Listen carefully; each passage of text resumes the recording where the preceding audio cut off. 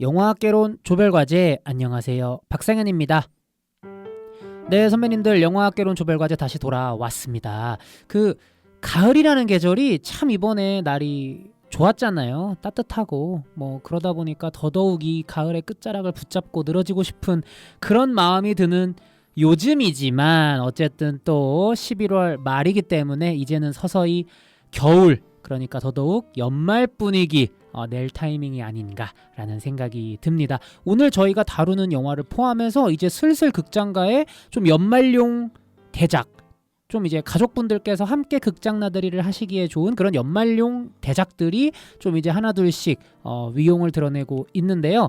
불과 저번 주만 해도 청소년 관람 불가였던 글래디에이터 2를 저희가 다뤘었는데 또 이렇게 일주일 만에 엄청난 대작 가족 영화죠. 그리고 제가 듣기로는 제작사인 유니버설 스튜디오의 창사 이래 가장 큰 투자 작품이다. 이렇게 들었거든요. 위키드 특히 파트 1을 저희가 오늘 가지고 왔는데요. 그에 맞춰서 지난주 글래디에이터 2 때 콜로세움에는 또 우리의 분노왕 재원씨와 표표님 모시지 않았겠습니까? 그에 맞서서 오늘 위키드에도 역시나 그 영화의 분위기에 잘 맞는 게스트 한 분 모셨습니다. 좀 오늘은 평소보다는 좀 더 뻑적지근하게 오늘의 게스트를 소개해드리고 싶은데요. 위키드 없인 못 사는 남자, 위키드 내가 가장 잘 안다, 이름하여 위키드 박사죠. 거의 위키드 마스터라고 할 수 있는 거의 오즈의 마법사보다 훨씬 더 위대하고 강대한 그런 위키드 매니아 한 분 모셨습니다. 자, 언제나처럼 오늘 방송에 또 함께 해주신 석돌님 인사 부탁드립니다. 네, 오즈먼이나 네, 저 화성의 오즈원 네, 석돌이 인사드립니다. 오늘따라 유독 제가 상현님과 1대1로 하는 거는 전혀 문제가 없는데 네. 유독 이 영화에 또 어울리는 게스트들이 생각이 나서 그분들의 좀 빈자리가 좀 크게 느껴지는 그런 방송인 것 같아요. 예를 들면 누구 생각하고 오셨어요? 일단은 이 영화 자체가 버디무비에 가깝잖아요. 그렇죠. 네, 그러다 보니까 뭔가 환상의 콤비? 영원한 네. 석돌림의 콤비인 네, 글린돌이 있다면 루파바가 있다. 네, 루루님도 생각이 나고요. 근데 굳이 따지면 루루님이 엘파바 쪽인가 봐요. 루파바라고 하시는 거 보니까. 그게 좀 더 그냥 착 붙어가지고 네. 사실 상관은 없습니다. 본인은 네. 곧 죽어도 엘파바가 아니다. 네, 네. 근데 사실 또 성격도 네. 약간 그 루루님의 그 기세가 글린다보다는 엘파바와 좀 어울리지 않나. 네. 루루님과 나중에 잘 협의하시길 바라겠고요. 협의해보겠습니다. 어쨌든 오늘 이렇게 석돌림 모셨고 꽤 오랜만인가요? 처음인가요? 저희 이렇게 둘이 단둘이 방송을 하는 게 예전에 한번 승리호였나요? 그때 한번 했던 것 같은데. 꽤 옛날에. 네. 어쨌든 굉장히 오랜만에 오늘 단독 게스트로. 네. 그것도 위키드 마스터. 위키드 마스터로. 마스터라고 하기에는 약간 워낙 팬들이 많은 작품이기 때문에 욕을 먹을 수 있다. 네, 조금 그래서 한 거예요. 좀 오지하게 욕 먹으라고 그렇게 소개한 거예요. 그런 뜻이 있었구나. 이런 위키드. 오즈먼이나 이런 사악한 마녀 같은 일. 어쨌든 오늘 이렇게 위키드 마스터 석돌림 모시고 방송을 하고 있는데요. 아까 화성의 오즈민이라고 하셨는데 화성 사세요? 네. 화성시에서 맞습니다. 화성시에서 오셨기 때문에 네. 별다른 오해 없으시길 바라겠습니다. 일론 머스크가 아닙니다, 여러분. 네. 석돌림 어쨌든 이렇게 나와 주셨는데 좀 어떻게 지내셨는지 재밌는 근황이 있을까요? 재밌는 근황이라기보다는 약간 나에게도 이런 일이? 석돌림 근황을 항상 지금까지 들으면 항상 그 캐치프라이즈로 진행됐던 것 같은데 나에게 이런 일이? 이번에는 진짜예요. 이번에는 진짜고 이번에야말로 나에게 이런 일이? 네. 조금 더 명확하게 말씀드리면 남매에게 이런 일이? 남매? 네. 제가 알기로는 누나나 여동생이 없으신 걸로 알고 있는데. 그러니까 제 공식 남매 스칼렛님이 있잖아요. 저희 방송에 또 게스트로 자주 나와주시는 스칼렛님. 네, 스칼렛님과의 어떤 일화고 어떻게 보면은 그분에게 조금 더 큰 일이고. 뭐죠? 저는 어떻게 보면 그냥 그 현장에 있었던 사람. 근데 본인이 여기서 얘기해도 돼요? 아 제가 허락 받고 왔어요. 아. 방금 이제 스칼렛 만나고 왔거든요. 아 네. 네, 네. 아 무슨 일이냐면요. 너무 서론이 길었다. 네. 서론이 길면 길수록 네. 기대감은 더 네. 펌핑되기 마련이거든요. 이거 진짜 웃긴 얘기는 아니에요. 웃긴 얘기는 아니고, 그러니까 제가 스칼렛이랑 같이 이제 약속을 하고 스칼렛 차를 타고 가는 길이었어요. 스칼렛님이 운전하시는. 네, 네. 근데 이제 같은 그 방향이 같아가지고, 근데 갑자기 스칼렛님 운전을 하다가 무슨 경고등 같은 게 뜨는 거예요. 네. 그래서 이제 스칼렛이 오빠 이거 뭐야? 이거 알아? 이렇게 얘기하는 거예요. 그래서 저 운전을 안 하거든요. 네네. 알 리가 없잖아요. 그렇죠. 게다가 본인 차도 아닌데. 네. 그래서 모르겠네 하고, 근데 보니까 되게 깜빡깜빡 되게 심각한 느낌인 거예요. 뭔가 딱 그 로고만 봐도. 아. 네. 그래가지고 막 네이버에 찾아봤죠. 근데 지금 당장 멈추세요. 이렇게 써져 있는 거예요. 네, 그래서- 검색을 해보니까 네, 네. 근데 이게 보니까 엔진 과열 경고등이었던 거예요. 그거 위험한 거 아니에요? 저도 잘 네. 모르긴 하는데. 그 자꾸 저한테 물어봐요, 스칼렛님이. 오빠 이거 어떻게 해야 돼? 근데 저도 모르잖아요. 제가 알기로 석돌님은 장롱면허, 네. 장롱면허시고 본인 차도 아닌데. 네. 그래서 이거 막 우왕좌왕 하는데 옆에 있던 그 오토바이가 갑자기 막 부르는 거예요, 저희를. 모르는 분이. 네네. 그래서 지금 당장 멈추셔야 될 것 같다. 그래서 차에서 연기가 너무 많이 난다. 아 실제로 밖에서 보시기에도 다들. 네네네. 근데 저희도 뒤늦게 그걸 알고 딱 보니까 진짜 연기가 너무 많이 나는 거예요. 그래서 약간 이수역 그 사거리가 있거든요. 거기 한복판에 그냥 차를 약간 좀 이제 좀 흥미진 곳에 대가지고 건들지 말라고 하더라고요. 그래가지고 그렇게 뭐 트렁크 열고 이제 깜빡이 켜고 이제 좀 양해를 구하고 네. 이제 AS 불렀죠. 네. 네, 보험사를 불렀죠. 네. 그래가지고 한 40분 정도 저희가 그때가 밤 12시쯤이었어요. 그래가지고 그렇게 기다렸다가 이제 그 뭐지 견인 네, 차를 타고 이제 스칼렛은 가고 저는 이제 따로 버스를 타고 왔죠. 네. 그랬던 일화가 있었습니다. 끝인가요? 아니 그러니까 이게 웃긴 게 아니고 이제 그런 이게 언제 있었던 일이에요? 이게 한 일주일 전? 아 그러면 그 이후에 좀 이제 소식을 들으셨나요? 스칼렛님에게 어떻게 됐던 거다. 아 네네 오늘 이제 딱 만나가지고 어떻게 됐냐라고 해서 잘 됐다. 네 그냥 그렇게 하고. 그게 끝인가요? 아니 너무 기대를 시켜드렸다면. 아 근데 그러고 나서 아우 사례가 들리네. 네 그러고 나서 이제 버스를 타고 네. 이제 내렸어요 집 앞에. 집 앞에 내렸는데 잠깐만 네. 지금 혹시 네. 이 반응 보고 네네. 억지로 지금 애드립 쳐서 뒤에 근황 붙이시는 거 아니 아니죠? 약간 에필로그? 약간 에필로그 아, 오케이, 느낌? 오케이. 네. 그래가지고- 뭔가 있겠지, 네, 네. 그래도 아니 약간 속돌림이- 이건 석돌님이 그래도 여러분 선배님들 아니, 오해하지 마세요. 저희 근데- 석돌님 그렇게 싱거운 분 아닙니다. 뭔가 큰 것이 아니 다들 아시죠? 이제 석돌님이 또 음. 영화 시나리오 작가로서 타고난 이야기꾼으로 활동하고 계시기 때문에 뭔가 분명히 식스센스를 뺨치는 그런 전개가 뒤에 아니 도사리고 있을 거예요. 정말 얄고 드시네요. 뭐가요? 정말 제가 재밌는 얘기 아니라고 했잖아요. 아 근데 지금 에필로그 뭔가 아. 얘기 여기서 그냥 끝내면 네네네. 사실 그냥 이렇게 아. 뭐 그런 일이 있으셨군요 하고 넘어갈 수 있는데 네네. 뒤에를 붙이시니까 혹시나 아. 했던 내 희망에 다시금 불씨가. 아 약간 이거 그거다.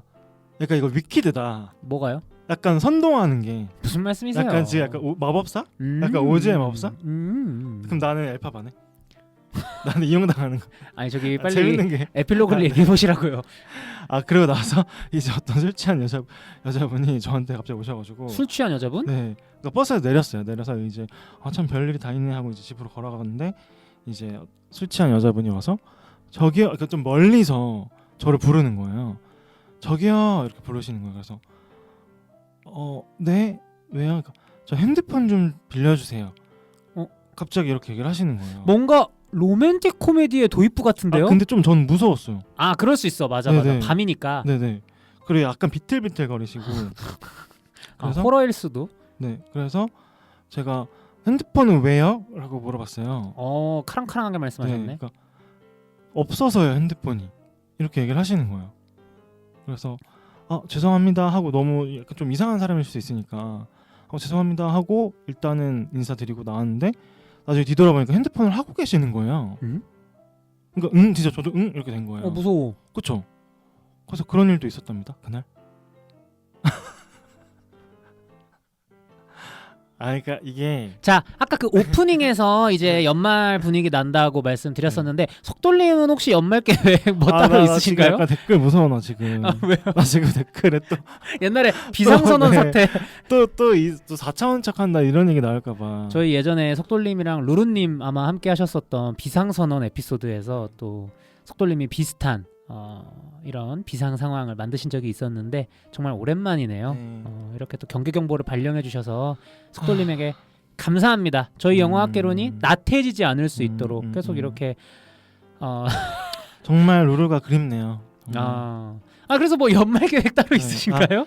연말 계획은 일본 여행 가고요. 오, 네, 그리고 이제 알라딘 뮤지컬 국내에서 네. 이제 하는 거 이제 예매해놨고 그 다음에 이제 놀아야죠. 이제 술 마시고 마셔 죽어 네, 해야죠. 맞아요. 그렇게 이제 노는 약속들이 쭉 기다리고 있습니다.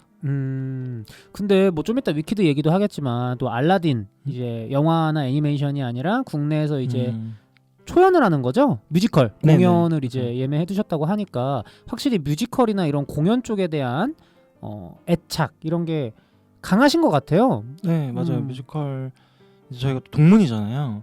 저랑 석돌님. 네, 네. 예술 학교 나왔는데 저는 그때까지만 해도 딱 입학할 때까지만 해도 전혀 관심이 없었는데 학교 특성상 이제 공연을 볼 수 있는 접근성이 너무 쉽고 저희가 예술학교를 네. 나왔으니까. 그래서 또 주변에 관심 있는 친구들도 되게 많고 하다 보니까 저도 자연스럽게 이제 좋아하게 됐고 나중에 제가 연극 동아리 회장도 하고 막 이랬으니까 네, 확실히 좀 관심이 남다른 것 같긴 해요. 그리고 지금도 영화 시나리오뿐만 아니라 사실 이제 네, 연극화될 어떤 그쵸. 이제 각본들도 쓰고 계시기 때문에 더더욱 그러실 것 같다라는 생각이 드는데 어쨌든 영화도 좋아하시고 무대 위에서 펼쳐지는 뮤지컬도 또 좋아하시는 거잖아요. 근데 또 그 두 개를 합친 것이 뮤지컬 영화라고 할 수 있을 그쵸, 텐데 그쵸. 오늘 뭐 저희가 다루는 영화도 그렇지만 되게 형식적이고 그쵸. 형식주의적이고 되게 호불호가 강한 장르인 건 맞지만 정말 생각보다 한국의 많은 분들이 뮤지컬 영화에 대해서 많이 열려 있다고 느껴요. 생각보다.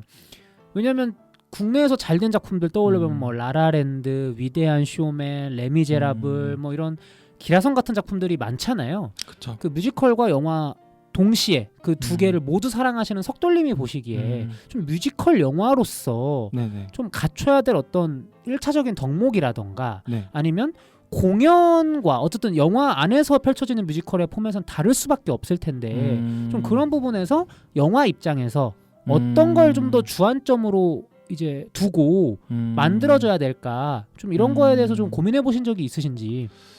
네, 아무래도 한 번쯤은 생각해보게 된 것 같아요. 그러니까 우리가 좋은 뮤지컬 영화를 볼 때랑 그리고 그렇지 않은 경우를 볼 때 이제 생각하게 되잖아요, 한 번쯤. 근데 저는 일단은 뭐 정답은 없겠지만 일단은 뮤지컬 같은 경우에는 원작 팬들도 있고 그리고 이 작품을 처음 보는 사람도 있잖아요, 이 영화를 통해서. 그러다 보니까 그 두 타겟층 모두 만족시키는 게 굉장히 어려울 거라고 생각해요. 그래서 너무 과감한 각색도 어렵고 그렇다고 해서 그거를 무대로 그대로 이제 카메라 앞에 갖다 놓는 것도 너무 나이브하고 그러다 보니까 그 주안점을 어디에 둬야 되나, 그러니까 원작이 가지고 있는 어떤 넘버나 아니면 서사를 살리되 그거를 카메라로 가져오는 과정에서 이제 연출이 좀 필요한 것 같다. 그걸 그대로 또 가져온 영화들도 있잖아요. 그렇죠.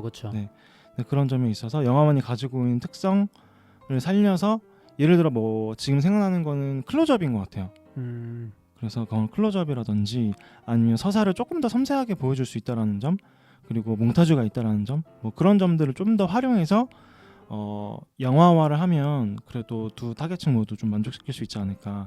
그런 점에 있어서 위키드가 좀 잘 나온 작품이지 않을까. 그러니까 석돌님이 말씀해주신 그런 부분은 대부분의 원작을 가진 네. 리메이크 영화들에 다 해당되는 말일 수도 있을 것 같아요. 네네. 원작이 뭐 소설이든 만화든 뭐 비디오 게임이든 간에 어쨌든 원작에 있는 것을 그대로 가져가기엔 영화라는 포맷이 너무 이제 확고하고 그리고 그렇다고 이거를 과감히 각색하기에는 음. 원작의 팬분들이 가지고 있던 어떤 애정을 좀 음. 훼손하는 것처럼 느껴질 수도 있기 때문에 좀 그렇게 말씀하신 듯한데 유독 이제 뮤지컬 영화에서 속돌님이 말씀해주시는 부분은 특히 공연 같은 경우는 만화나 소설이나 게임을 원작으로 하는 영화들에 비해서 좀 더 그저 카메라로 촬영된 공연에 지나지 않을 수도 있기 그쵸, 때문에 좀 그런 부분에서 말씀을 해주신 것 음. 같고 개인적으로 오늘 다루는 위키드 좀 지금 보니까 분위기상 좋게 보신 것 같거든요. 네, 제가 어. 벌써 2번 봤습니다. 아 벌써요? 네네. 저희가 지금 개봉주에 녹음을 하고 네. 있는데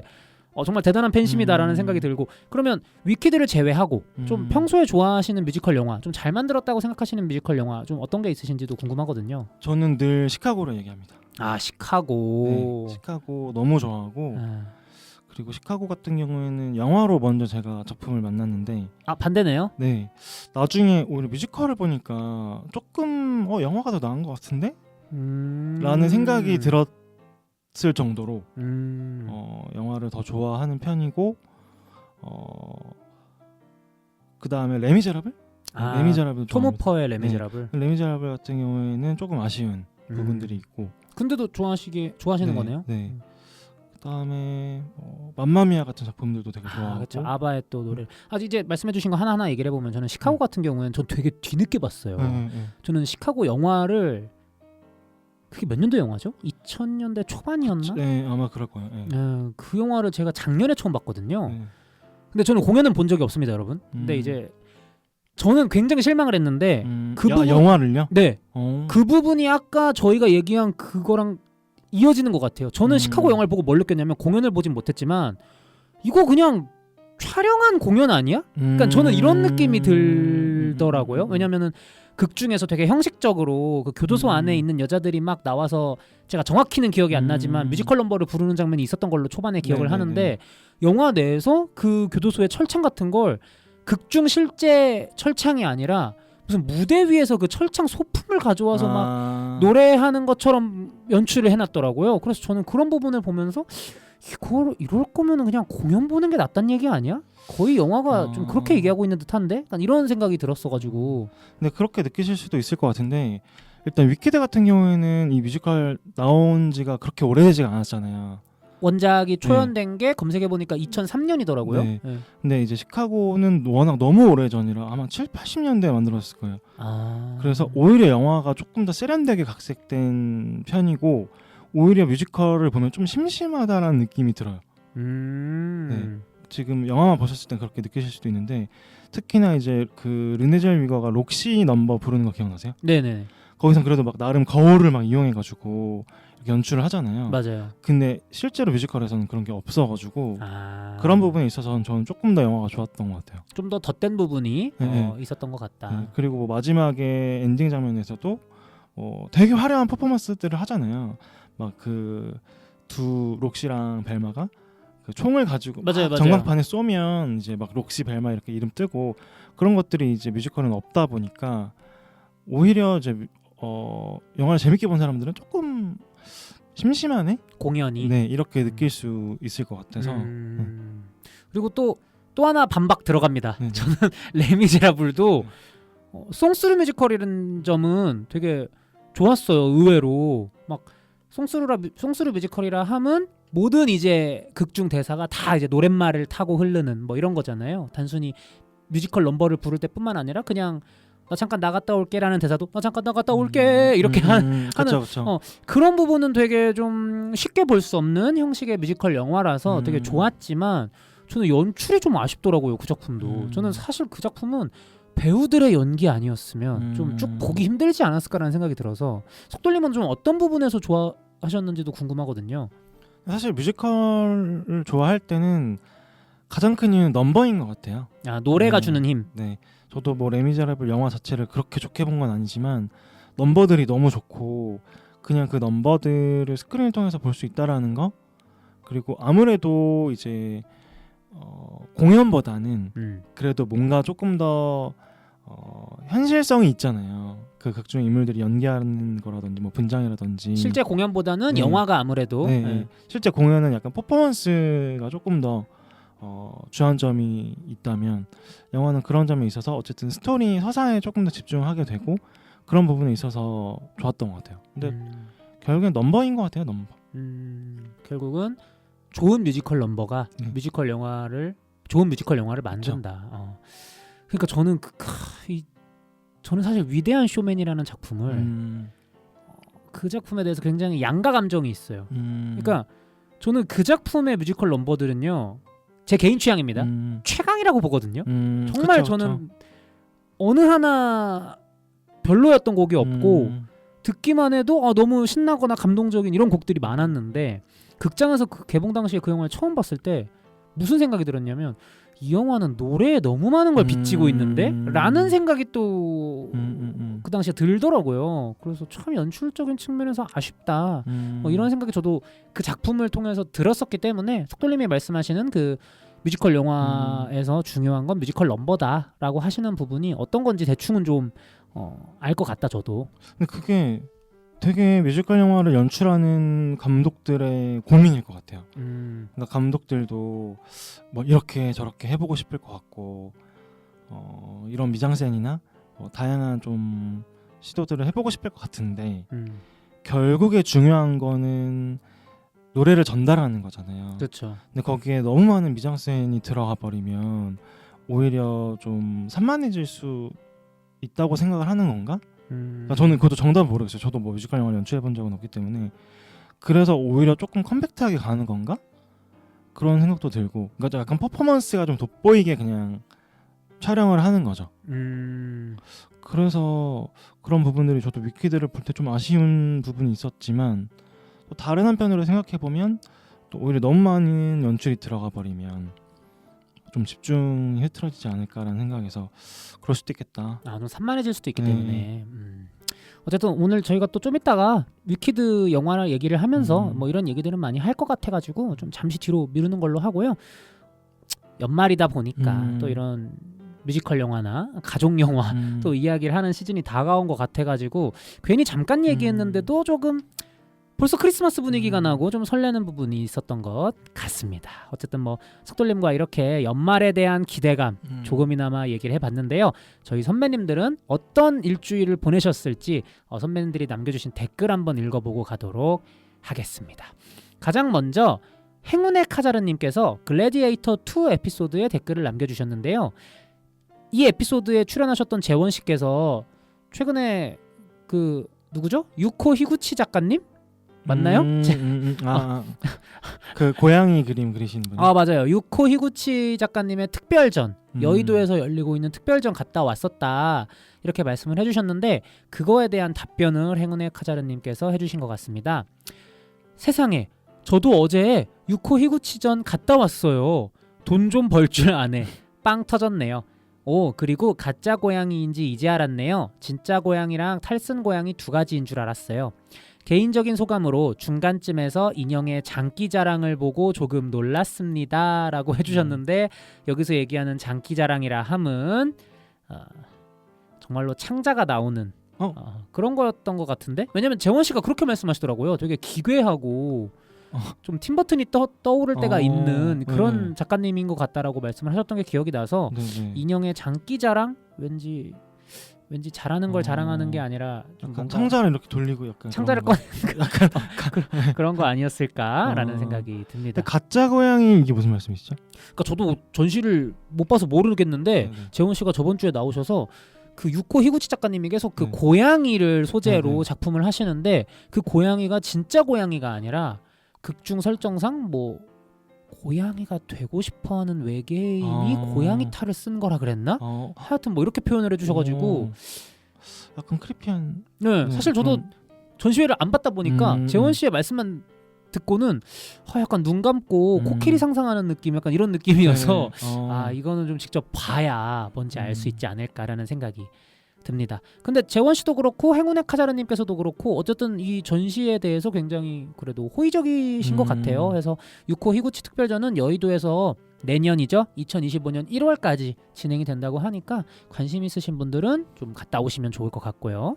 이어서 저희 표표님이네요. 표롱표롱표로롱님께서 글래디에이터 2 에피소드에 썸네일 돌았냐고요 라고 남겨주셨습니다. 칭찬이겠죠? 감사합니다. 이어서 깔깔스님의 후원과 댓글은 우리 석돌림 목소리로 읽어보겠습니다. 글래디에이터 2 초반부를 지각해서 완전 놓쳐가지고 출생의 비밀 제대로 밝히기 전까지 블레이드 러너 2049처럼 내가 진짜 마지막 혈통 루시우스인 줄 알았는데 실제로는 평범한 노예이자 로마 시민 뭐 그런 건 줄 알고 보고 있었어서 밝혀졌을 때 너무 혈통주의 같아서 괜히 아쉬웠어요. 시 알려준 것도 로마 노예라고 해서 시 알려준 애가 진짜 루시우스인 줄 너무 딴 생각하면서 본 것 같네요. 라고 하시면서 5,000캐시 후원을 해주셨습니다. 황깔스님이다 와우. 이거예요. 와. 아, 진짜 감사드립니다. 와, 진짜 감사합니다. 석돌림은 글래디에이터 2 혹시 보셨나요? 아직 안 봤어요. 아, 아직 안 네네. 보셨군요. 뭐 스포일러는 아니고 네네. 근데 깔깔스님의 이 지적 저는 굉장히 오늘 방송에도 의미가 있다고 생각을 하는데요. 왜냐하면 조금 다른 얘기로 귀결되겠지만 결과적으로는 저는 오늘 저희가 다루는 영화 위키드도 비슷한 함정에 빠져 있다. 이런 생각이 들어서 어떤 함정이지? 그러니까 너무 서구권 중심의 문화 컨텐츠들에서 반복적으로 활용하는 소재들이 전 있다고 생각해요.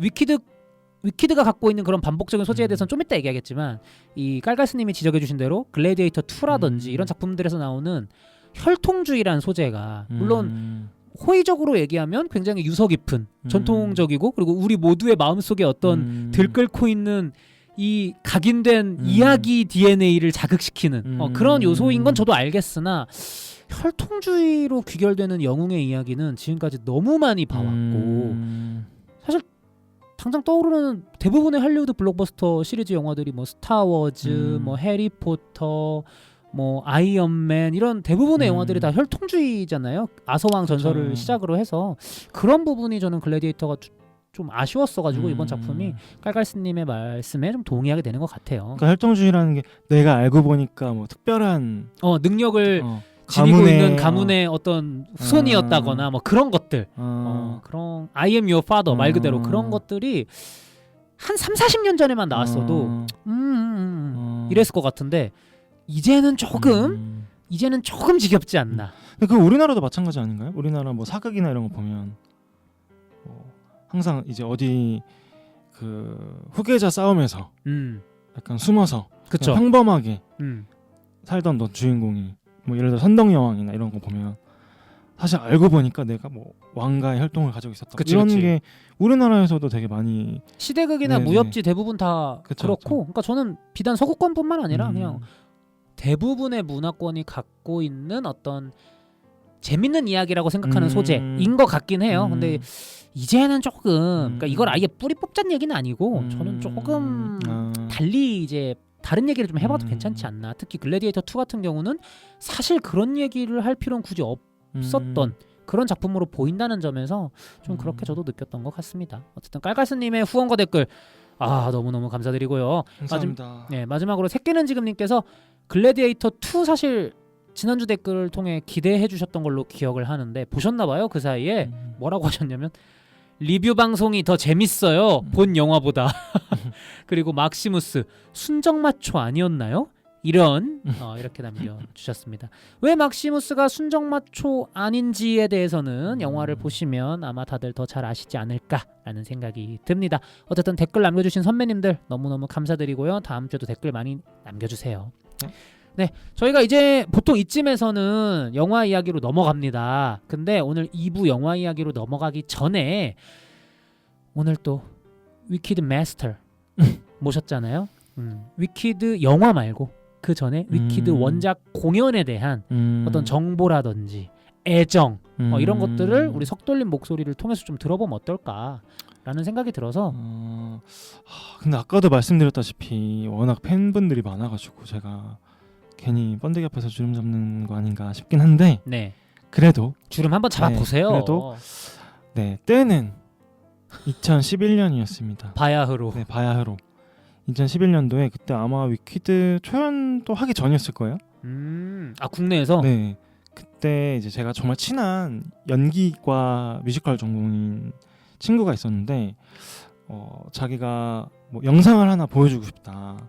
그래서 자기가 요즘 연습하고 있는 곡이다 해서 보여준 게 파퓰러였거든요. 아, 이 위키드 네. 공연에 나오는. 근데 저는 그때 위키드라는 공연이 뭔지도 몰랐고 파퓰러라는 노래도 처음 들어봤었는데 너무 재밌고 좋은 거예요. 노래가 퍼포먼스도 너무 그 웃기잖아요. 글린다가 하는 행동들이. 그래서 되게 재밌는 뮤지컬이다 하고 이제 나중에 언젠가 기회가 되면 꼭 봐야겠다라고 하고 이제 한 5년 뒤인가요? 제가 영국의 웨스트엔드를 갔습니다. 아. 웨스트엔드에 가서 영국의 웨스트엔드 그런 게 있어요. 뭐 약간 당일날 추첨으로 좀 싸게 좋은 좌석에서 볼 수 있는 그런 제도 같은 게 있거든요. 오. 네, 비행기로 치면은 그거 좌석 업그레이드 같은 건가? 약간 그런 느낌인 것 같아요. 좀 그 남은 좌석들 좀 싼 가격에. 그래서 아침에 일찍 이제 줄 서가지고 이제 받는 거죠. 그 자리를. 그 뭐야, 극장 입장에서는 비워놓는 것보다는 어쨌든 파는 그쵸, 게 그쵸. 예. 이득이기 때문에. 예. 그렇게 해서 그때 제가 아직 시차도 조금 해결이 안 된 상황에서 공연을 봤는데 그리고 일단 자막이 없잖아요. 아, 그쵸. 무슨 내용인지도 정확히는 모르지만 너무 재밌는 거예요. 너무 재밌고 그리고 너무 노래가 좋고 그리고 나서 이제 그 위키드 2회, 그러니까 2회가 아니라 파트 2에 그 For Good이라는 노래가 나오거든요. 그 노래를 너무 좋아해서 제가 For Good. 네 유럽 여행하는 내내 들었어요. 음. 그 For Good뿐만 아니라 뭐 그냥 다른 좋았던 뭐 디파인 그래비티나 그러면서 저한테 되게 좋은 기억으로 남았던 작품이고 그리고 비록 제가 한국에서 하는 공연은 못 봤지만 계속 어떤 그 캐스트들이 엘파바를 하는지 글린다를 하는지 어떤 배우분들이 네. 뭐 박해나 배우분이 하셨구나, 뭐 차지현 배우분이 하셨구나, 뭐 이번에 글린다 누가 하지, 피에로는 누가 하지 이렇게 관심을 가지고 보고 계속 유튜브에 올라오는 것도 듣고 그런 식으로 좀 좋아했던 것 같아요. 그리고 원래 이 작품이 되게 오래전부터 영화가 추진됐었잖아요. 원래 스티븐 달드리였다고 하는데 스티븐 달드리 감독. 네, 그때부터 계속 언제 나오지 계속 기다렸는데 이제 고대하던 그 작품이 이제 나와가지고 다만 감독은 거죠. 바뀌어서 그쵸. 감독은 네. 존 추로 바뀌었습니다. 예. 캐스팅도 막 누가 하면 막 잘 어울릴까 막 이런 것도 생각해보고. 좀 가상 캐스팅 속으로. 예. 그러면은 그 이번에 캐스팅된 또 이제 투탑 주인공 배우분도 잘하셨지만 좀 속돌림의 픽이 있었나요? 전 글린다 같은 경우에는 아만다 사이프리드? 아만다 사이프리드. 네.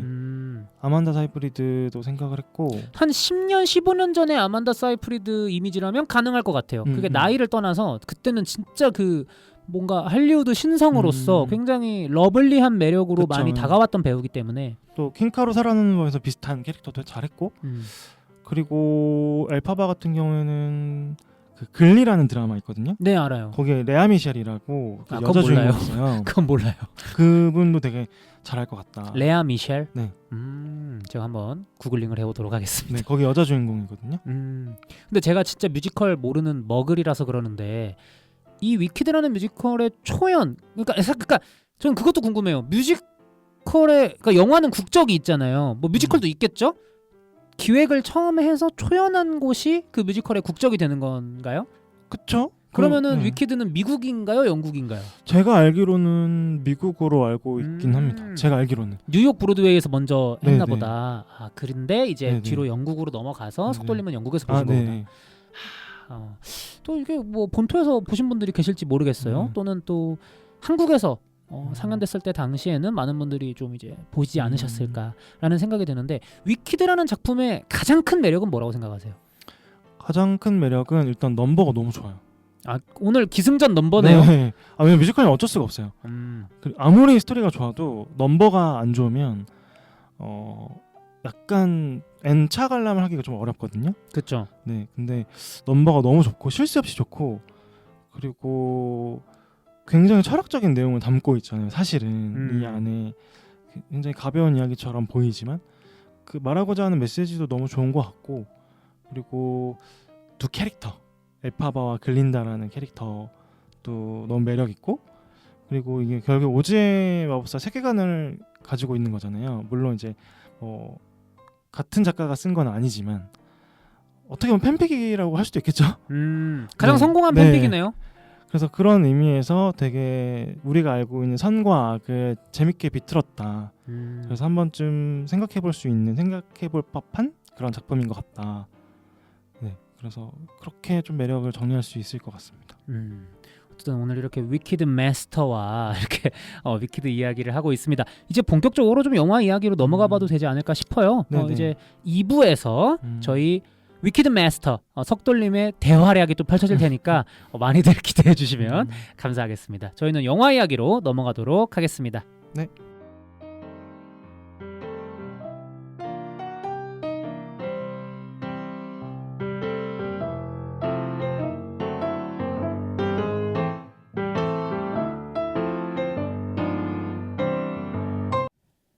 영화학개론 조별과제 이번 주 과제입니다. 앞서서 말씀드렸지만 유니버설 스튜디오가 창립 이래 가장 큰 제작비를 갈아 넣은 작품입니다. 그리고 국내 홍보에서는 많이 빠져있지만 의도적으로 2부작의 첫 번째 작품 파트 1인 작품이고요. 오즈의 마법사 세계관을 그대로 이어가고 있는 위키드 되겠습니다. 괄호 열고 파트 1 괄호 닫고 왜 파트 1이라는 호칭을 제목에서 뺐는지, 홍보 수사에서 왜 뺐는지는 너무 자명합니다. 이게 시리즈라는 게 딱 드러나는 이상 1편도 아니고 2편도 아니고 파트 1이라고 표기되면 사실 뒷얘기를 무조건 받는 얘기잖아요. 똥 싸다가 애매하게 끊는 그런 느낌의 작품이 될 수밖에 없는 그런 상황이기 때문에 좀 의도적으로 뺀 것 같은데, 이 부분 관련해서도 좀 작품의 호불호와는 별개로 좀 욕을 많이 먹고 있는 부분도 있는 것 같습니다. 자, 위키드 마스터 우리 석돌님, 위키드 공연도 영국에서 보셨고 이번에 작품 무려 두 번이나 보신 걸로 개봉주에 알고 있는데 어떠셨는지 간단하게 인상 비평을 먼저 해주신다면. 저는 상현님 먼저 듣고 싶은데요. 아, 왜요? 저는 이미 앞전에 제가 말한 거를 통해서 이미 어떤 인상인지 다 아실 것 같아서. 이미 스포일러가 됐다? 네. 오케이, 그러면 제가 먼저 질러보도록 하겠습니다. 제 오늘 방송에서의 포지션은요, 영화를 보신 분들은 아실 거예요. 오즈의 마법사, 그게 제 포지션입니다. 무슨 말이죠? 저는 악당이에요. 이 영화의 악당. 저는 이 작품이 그냥 그랬어요. 그냥 그럴 수는 있죠. 저는 엄청 사실 기대를 했어요. 왜냐면 네. 그러니까 저는 뮤지컬 원작 본 적도 없고 무슨 내용인지도 모르고, 저는 심지어 오즈의 마법사 원작이 소설인 거죠. 소설을 읽어본 적도 없고 오즈의 마법사 그 주디 갈랜드가 나왔던 가장 유명한 영화, 그 영화 39년 영화였나요? 무려 1939년에 나왔던 2차 세계대전 전에 나왔던 그 영화는 어릴 때 보고 본 기억이 없어요.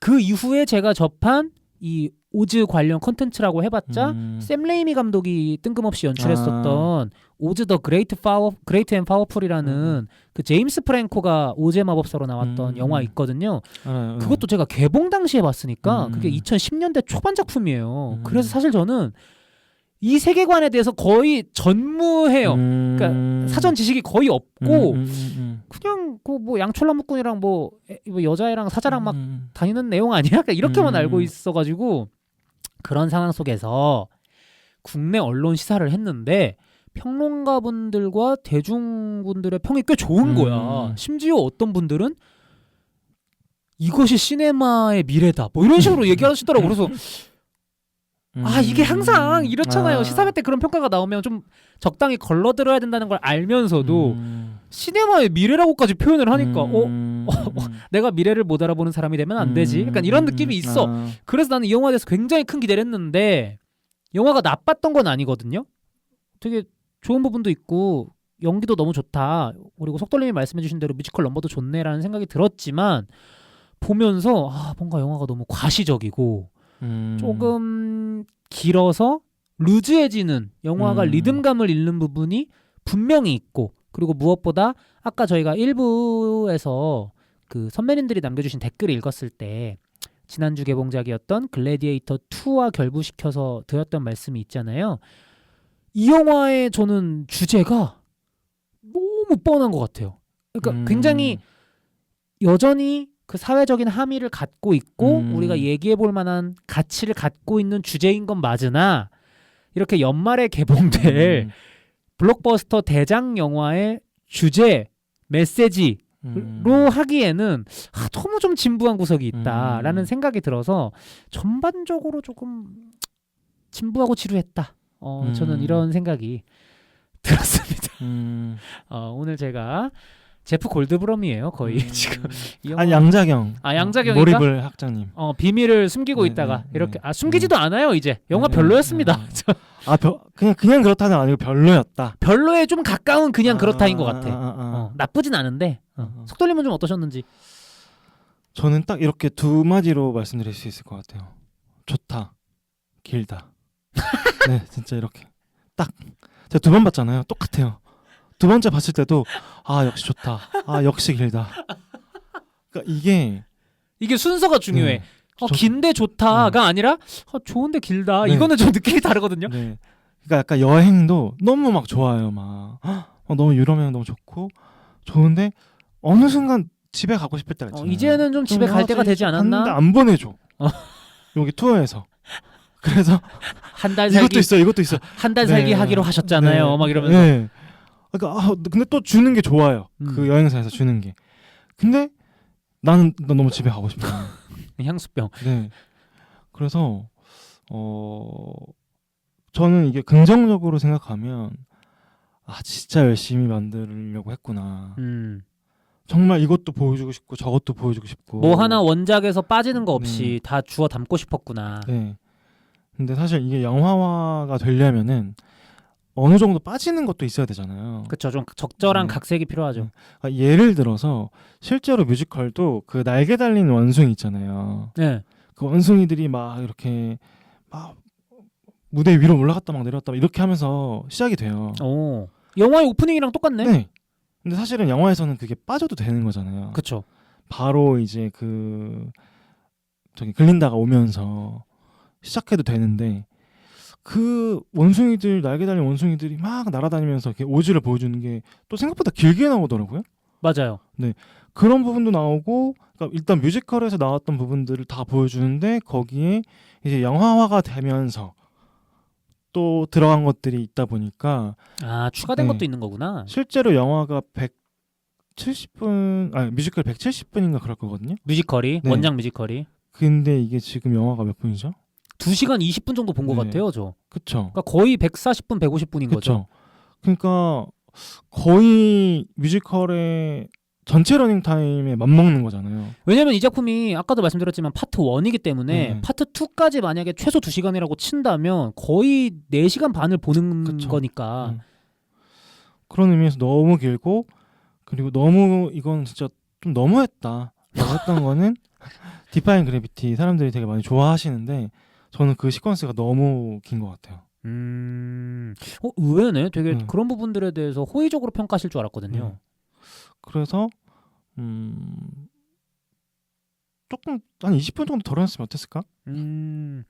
제가 시계를 봤는데 영화를 보다가 지루해서가 아니라 엥? 이러면서 시계를 봤는데 왜냐면 영화의 오프닝 타이틀이 그러니까 제목이 위키드 파트 1이라는 제목이 뜨는 시점이 영화가 시작하고 15분이 지나서더라고요. 그래서 제가 기억이 맞다면 작년에 미션 임파서블 그 신작 개봉했었던 거 그것도 거의 영화 시작하고 15분 있다가 타이틀이 떴던 걸로 기억을 하는데 그에 못지않게 이번 작품도 굉장히 앞에 그 프롤로그가 길다라는 생각이 들어서 프롤로그가 15분이면 뒤에는 얼마나 더 길겠다는 거야? 약간 이런 생각을 하기도 했었습니다. 저희가 이제 이렇게 각자의 스탠스를 잡아봤는데 놀라운 건 생각보다 위키드 매니아인 속돌림의 어떤 평가도 마냥 호의적이지만은 않다는 거. 네. 본격적으로 이야기를 나눠보기 전에 좀 간단하게 내용 설명을 드리면 어쨌든 이 오즈라는 세계관이 있는 거잖아요. 판타지 세계관이. 그쵸. 반지의 제왕의 중간계가 있다면 이제 이 세계관에는 오즈라는 세계관이 있는 건데 옛날에 그러니까 연대 기준으로 살펴보자면 현실 세계에 살던 이름이 뭐예요? 그 사람이 그냥 오즈인가? 현실 세계에 살다? 그러니까 오즈의 마법사가 원래 현실 세계에서 온 거 아닌가? 그 부분은 영화에서 안 나온 것 그러니까 같은데 이 영화에 나오진 않는데 네. 제 기억이 맞다면 그 샘 레이미 감독이 연출했던 오즈 그레이트 앤 파워풀에서는 그 오즈의 마법사 역할을 했던 인물이 남자가 되게 현실 세계에서 평범한 뭐 서커스 단원이었나 하여튼 마술사였나 그런 거였는데 뭐 강풍에 휘말려서 열기구 타다가 오즈로 이제 떨어진 걸로 제가 기억을 하거든요. 그 이상한 나라에 앨리스가 갔듯이 어쨌든 그 마법사가 지배하고 있는 오즈라는 이제 세계관이 있는 거예요. 이 세계관의 특징은 인간과 동물들이 평등하다. 그리고 동물들도 말을 할 줄 알아.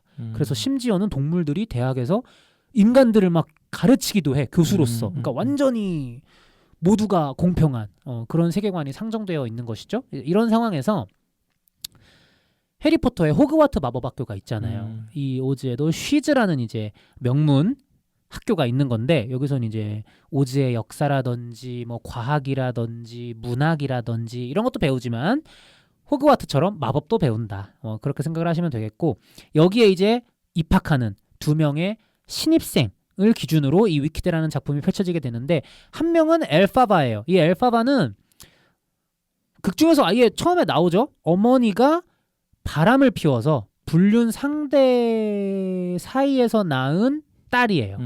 근데 이 딸이 태어나자마자 저주인지 뭔지 태어나면서부터 애초에 피부색이 초록색인 거야. 그러니까 슈렉처럼 그런 거죠. 그래서 이 마법 세계관인 오즈에서조차 초록색 피부는 굉장히 특이하고 희귀하고 별난 것이었기 때문에 어릴 때부터 엘파바는 굉장히 큰 차별과 따돌림을 당하면서 자라게 된다. 심지어 친부는 아니지만 친모의 남편, 그러니까 영주님이었거든요. 그러니까 영주는 자기 딸로 알고 있지만 영주, 그러니까 그 아빠조차도 얘를 이제 아예 좀 등한시 여기는 이런 상황인 것이죠. 그래서 이제 좀 슬픈 사연을 갖고 있는 엘파바. 하지만 마법적인 재능은 굉장히 충만하다. 거의 이것도 초즌원, 선택받은 자, 그러니까 이런 플롯이라고 보시면 될 것 같고요. 여기에 이어서 갈린다라고 해야 되나? 일단은 갈린다. 처음에는 갈린다예요. 근데 뒤에 이제 모종의 이유로 저는 그 이유가 굉장히 웃기다고 생각하지만 개명을 글린다로 하게 되는 캐릭터가 있습니다. 이 캐릭터는 그냥 그 작년에 개봉했던 바비, 그 영화의 주인공 바비를 생각하시거나 아니면 금발이 너무해의 리즈 위더스푼이 연기했던 캐릭터를 생각하시면 될 것 같아요. 전형적인 그 금발 백인 마른 몸매의 아름다운 미녀, 약간 백치미가 있는 약간 이렇게 나오고 모두에게 사랑받고 싶어하고 세상이 그만큼 아름답다고 실제로 생각하는 그런 캐릭터로 이제 나옵니다. 그러니까 너무 사랑받으면서 자란 갈린다와 너무 미움받으면서 자란 이제 엘파바가 같은 학교에 입학하게 되면서 벌어지는 이야기를 이 영화가 다루고 있다. 이렇게 보시면 될 것 같고요. 원작 뮤지컬을 아시는 분들을 위해서 첨언을 하자면 누누이 말씀드리지만 이 작품이 파트 1이잖아요. 그 가장 유명한 곡이죠. 제가 알기로는 Defying Gravity라는 곡에서 이 파트 1이 막을 내리게 됩니다. 저도 좀 검색을 해보니까 Defying Gravity가 원작 뮤지컬에서도 그 인터미션을 딱 알리는 곡이더라고요. 네, 1부 마무리. 그러니까 어떻게 보면은 그런 부분에 계산을 해서 이 영화도 만들어진 것 같다. 이런 생각이 듭니다. 일단 팬으로서 어떤 부분이 제일 좋으셨는지. 제일 좋았던 거는 일단은 넘버들을 그래도 영화 속에서 잘 살리려고 했던 게 되게 좋았던 것 같아요. 그러니까 예를 들어서 뮤지컬은 특성상 그냥 노래가 쭉 이어지잖아요. 근데 여기서는 그 노래 안에 있는 가사의 의미 하나하나가 두 사람의 대화가 되고 어떤 상황을 설명해주는 혹은 자신의 감정을 설명해주는 그런 가사이자 대사로서 잘 살려진 것 같아요. 근데 사실 이 영화 속에 나오는 뮤지컬 넘버들의 음율이나 가사도 원작 뮤지컬에 그대로 존재할 텐데 유독 좀 영화에서 그걸 더 강하게 느끼신 이유가 있을까요? 약간 편집을 한 것 같아요. 그러니까 편곡을 좀 한 것 같아요. 그러니까 실제로 이제 뮤지컬에서는 쭉 이어지는데 영화 예를 들어서 디파인 그래비티에서도 막 그 뭐 네가 행복하길 바래, 뭐 I hope you're happy 이러면서 이제 좀 약간 싸우듯이 하잖아요. 그리고 바로 디파인 그래비티가 되거든요. 근데 이제 그 중간중간에 이제 노래가 바로 이어지지 않고 어떤 장면으로서 보여진다거나 행동으로서 보여진다거나 감정적인 모멘트들을 넣을 수 있는. 그리고 파퓰러 같은 경우에도 사실 그냥 노래 쭉 이어지는데 거기서도 중간에 한번 막 엘파바가 그냥 부끄러워서 가버리고 뭐 글린다가 혼자 남아가지고 복도에서 생쇼를 하죠. 네가 밀어낸다 해도 나는 뭐 너가 날 싫어하지 않을 거라는 걸 알아 막 이렇게 얘기를 하잖아요. 그런 것들이 그냥 쭉 이어졌을 때 몰랐는데 그렇게 장면으로 보니까 조금 하나하나의 그 뉘앙스를 좀 이해하게 되는 부분들이 있는 것 같고 그리고 아무래도 또 그런 감정선을 잘 살리려고 노력했던 것 같아요. 그냥 엘파바가 동물들의 일에 관심을 가지게 되고 그리고 거기에 좀 더 각성하게 되는 계기가 되고 그러니까 영화의 초반부를 보면 아버지에게 버림받은 네네. 엘파바가 말하는 곰 유모 밑에서 자라게 되잖아요. 마치 정글북의 모글리처럼. 네. 그래서 엘파바가 성인이 된 이후에도 동물권에 굉장히 관심이 많지 않았나, 동물 권리에. 네. 그런 부분들이 뮤지컬을 볼 때는 아 그냥 그런가 보다 하고 이제 봤거든요. 근데 이제 여기서는 그냥 하나하나 다 짚어주니까 좀 더 친절한 각색. 네, 조금 더 그 감정선이 잘 느껴졌던 것 같고 근데 그게 장점이자 단점인 것 같기도 해요. 그래서 늘어난 거잖아요, 결국에. 아, 영화의 러닝타임이나. 네네.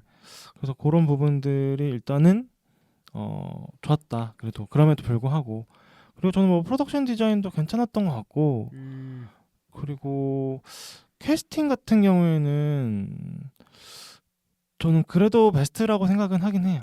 네, 뭐 신지아 리버나 아리아나 그란데나 좋은 부분들을 쭉 말씀해 주셨는데 이제부터 하나하나씩 좀 뜯어보면 좋지 않을까 싶거든요. 뮤지컬 넘버부터 뮤지컬 장면을 포함한 뮤지컬 영화니까 저는 이 존추 감독이 모르겠어요. 그러니까 이 사람의 영화, 이 사람이 연출한 영화를 제가 거의 봤거든요. 거의 다. 스텝업 2, 스텝업 3, 그리고 지아이 조 2 갑자기 액션 영화로 빠졌죠. 그러다가 이제 크레이지 리치 아시안이라는 제가 정말 좋아하는 영화를 연출했고 그 이후에 최근에는 인 더 하이츠라는 이제 그것도 원작이 있는 뮤지컬 영화였습니다. 그걸 연출한 뒤에 이제 위키드 파트 1과 파트 2로 돌아온 건데 저는 이 사람이 평소에 굉장히 동적인 부분에 관심이 많은 것 같아요. 왜냐면 애초에 커리어를 댄스 영화로 시작을 했고 뭐 영화 자체는 조금 아쉬웠지만 액션 영화로 지아이 조 2도 찍었고 뭐 이후에 인 더 하이츠, 위키드 이렇게 춤과 노래가 중심인 영화로 커리어를 이어왔으니까요. 그리고 본격 뮤지컬 영화나 액션 영화는 비록 아니었지만 크레이지 리치 아시안도 어떤 뭐 춤이라던가 춤 장면이라던가 아니면은 막 극중 인물들이 노래를 부르는 뮤지컬 장면은 아니지만 노래가 굉장히 중요하게 쓰이면서 그거에 맞춰 추는 춤이 굉장히 중요하게 표현되는 장면들 이런 게 인상적이었던 작품이었기 때문에 이 감독이 동적인 부분을 다루는 거에 대해서는 저는 이견이 없어요. 되게 잘 다룬다고 생각해요. 액션이든 춤이든. 근데 인 더 하이츠를 보고 제가 굉장히 실망을 했었거든요. 왜냐면 아마 저희 방송에서 그 영화를 다뤘던 걸로 기억을 하는데 제가 아마 똑같이 얘기했을 거예요. 그 영화를 제가 중간까지 볼 때는 올해의 영화다라고 생각을 했습니다. 아 진짜요? 네. 근데 뒤로 엄청 방만해져요. 그러니까 이 영화랑 똑같아. 엄청 지루해지고 엄청 늘어지고 게다가 뮤지컬 넘버들의 연출이 뒤로 갈수록 별로더라고. 인 더 하이츠가. 그런 상황에서 이번 위키드 파트 1까지 보니까 제가 이제 확고하게 확신하게 된 것은 이 감독이 춤은 잘 다루는데 노래와 그 노래에 실린 감정을 잘 다루는 사람은 아닌 것 같다라는 생각이 좀 들었어요. 왜냐면 이번 작품에서 제가 거의 유일하게 좋았던 장면이 그 나이트클럽 장면. 저도 그 장면 좋았어요. 오즈 더스트 볼룸이라고 네네. 하는 이제 그냥 나이트클럽 같은 데 가서 네. 무언의 춤을 추는 장면이 있잖아요. 네네. 좀 이따 또 얘기를 하겠지만 그 장면이 이 영화에서 가장 좋았거든요. 근데 거기서 대사가 없어요. 노랫말도 없어요. 그냥 무언의 춤이에요.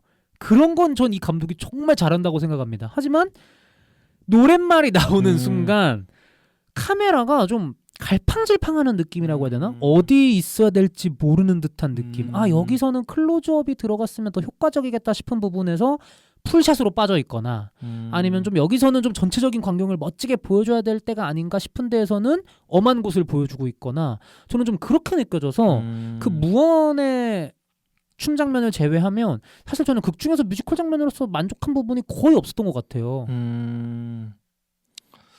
저는 가장 아쉬운 게 저도 되게 동감하는 부분이 되게 많고 오히려 디파인 그래비티거든요. 마지막. 네.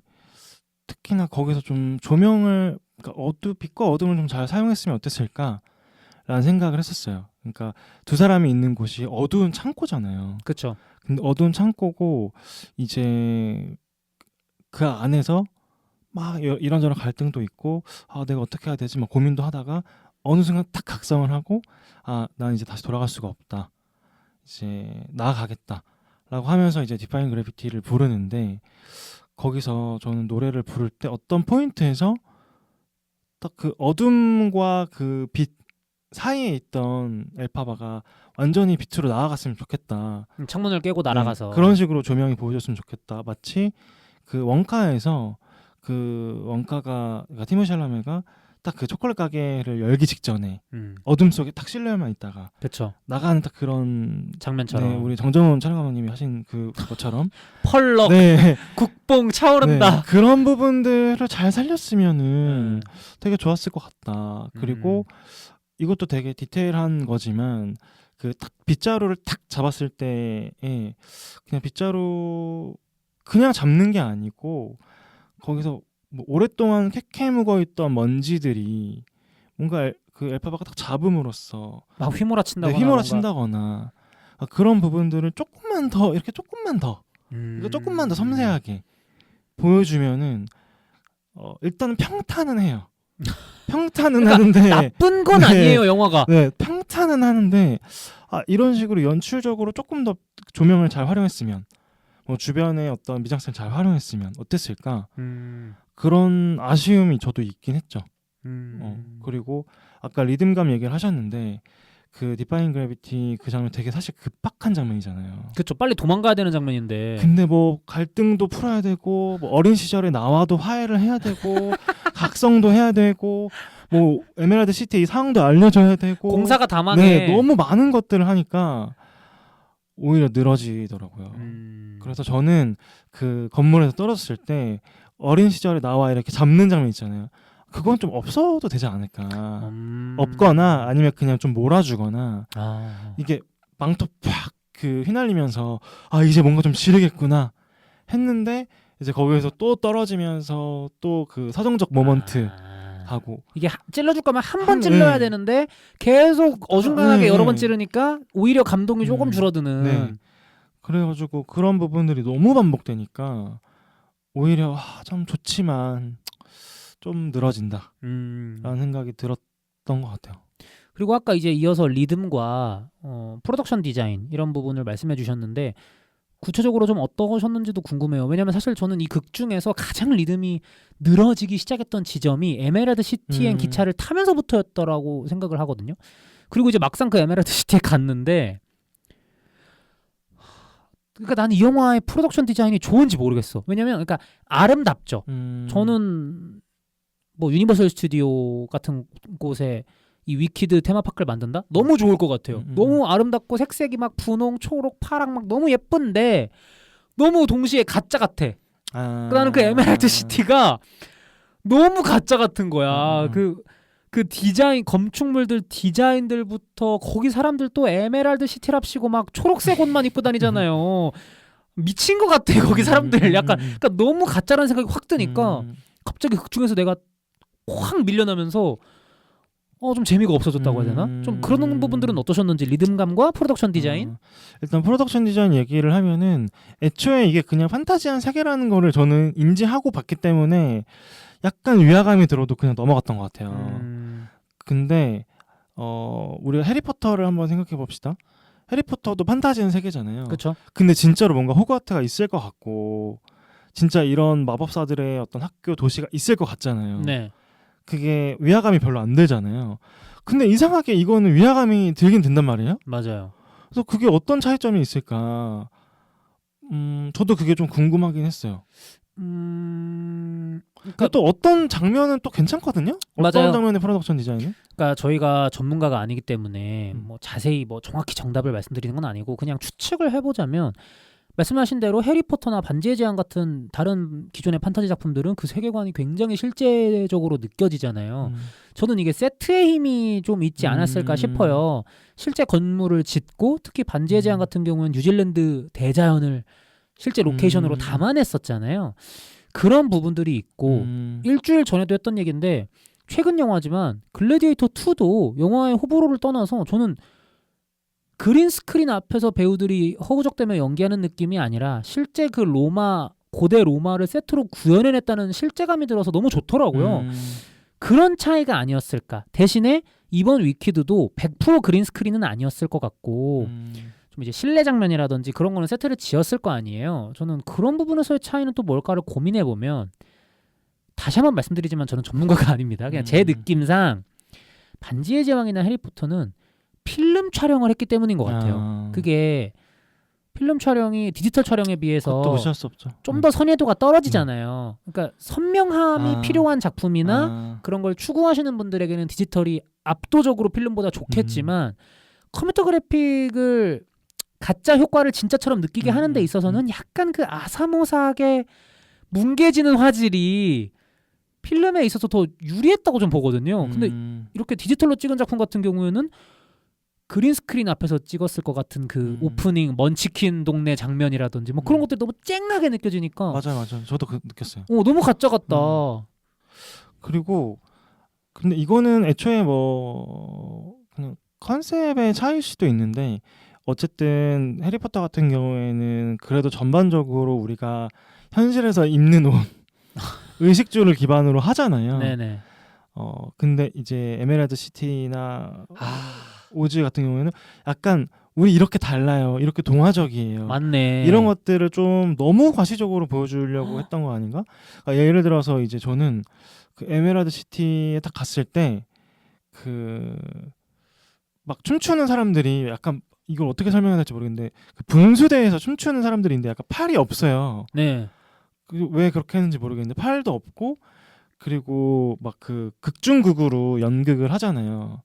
그 실제 공연 초연을 했던 그 이디나 멘젤과 이제 나와서. 원작 배우가 나와서. 근데 뒤에 나오는 앙상블도 너무 크리피한 거예요. 그러니까 너무 맞아 좀 징그럽더라. 네 너무 크리피해서 분장이 징그럽다는 네. 겁니다, 여러분. 네. 뭐 그 장애 요소랑은 그렇죠. 다르게. 저도 분장을 너무 크리피하게 한 것 같은 거예요. 그래서 그런 부분들이 뭐 컨셉이라면 컨셉이겠지만 어쨌든 조금 위화감이 느껴지는 건 어쩔 수가 없었다. 근데 이게 너무 정답인 것 같아. 석돌님 말씀하신 게 정답인 것 같아요. 왜냐면 반지의 제왕이나 해리포터나 아니면 하물며 뭐 블레이드 러너나 뭐 에일리언이나 스타워즈 같은 SF 작품들도 말 안 되기는 똑같지만 비현실적인 건 똑같지만 극중 저 인물들이 왜 저런 옷을 입고 있는지는 납득이 되잖아. 그쵸.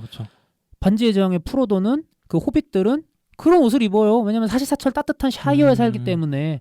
그리고 스타워즈에 나오는 타투인 행성들의 사람들은 항상 그쵸. 그 모래바람을 맞으면서 살기 때문에 그 사막 복장을 입고 사는 거예요. 항상 고글을 끼고. 그러니까 이런 현실감이 그쵸. 담보가 돼야 되는데 이 작품 특히 아까 그 말씀드린 에메랄드 시티 같은 경우를 예로 들어보자고요.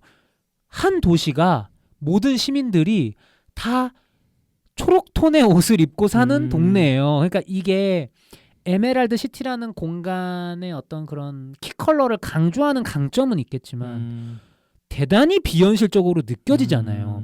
왜냐면 아니 어떻게 서울 시민 모두가 초록색 옷만 입고 다녀? 옷장에 초록색 옷밖에 없나? 이거 뭐 법이 제정돼 있나? 초록색 옷이 아니면 못 입고 다니는 걸로? 그러니까 이런 생각이 계속 드니까 뭔가 굉장히 비현실적인데? 실제 실제 세트를 짓건 말건 이걸 떠나서 그냥 너무 가짜 같아. 그 사람들이 그냥 작품 안에 있는 사람들 같은 거지. 그쵸. 그게 지금 생각해보니까 좀 큰 것 같아요. 그러다 보니까 오즈 더스트 블룸 장면에서 엘파바가 그렇게 모자 쓰고 나왔다고 막 비웃고 조롱하는 게 좀 웃긴 거예요. 자기들이 몇몇은 더 이상하거든요. 솔직히 안 그래요? 나 근데 그 생각했어. 아니 여긴 좀 유행 패션 트렌드가 좀 우리랑 반대인가? 약간 이런 생각. 거기는 더 괴랄한 사람들 되게 많잖아요. 그 일단 전반적으로 남자들 치마를 입고 나오잖아요. 맞아요. 약간 치마와 바지와 그 어딘가에. 근데 그런 것들이 애초에 이런 개성이 허용된 도시 같은데 왜 그거를 그 모자 하나 쓰고 나왔다고 해서. 그것도 맞네. 이거 되게 자가당착에 빠져있다 영화가. 왜냐면 여러분 영화가 그게 뭐 정치적 올바름 때문이었건 아니었던 간에 극 중에서 계속 LGBTQ의 느낌이 나는 캐릭터들이 등장을 한다든지 말씀하신 대로 남자가 치마를 입고 나온다든지 화장을 하고 나온다든지 물론 남자가 치마 입고 화장할 수 있습니다. 오해하지 마세요.